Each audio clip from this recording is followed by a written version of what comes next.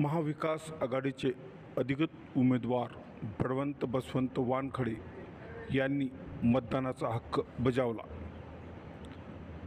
वानखडे यांनी आपल्या जन्मगावी लेगाव रेल्वे येथे जाऊन संपूर्ण परिवारासह मतदानाचा हक्क बजावला आहे व माझाच विजय निश्चित होईल असं सुद्धा सांगितलं आहे।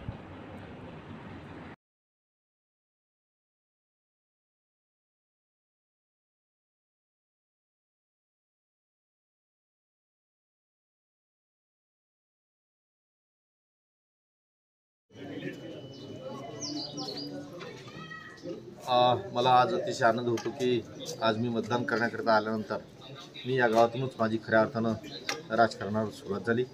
या गावचा मी सदस्य राहिलो, सरपंच राहिलो आणि सेवा सहकारी सोसायटी यासारख्या अनेक संस्थांवर आलो।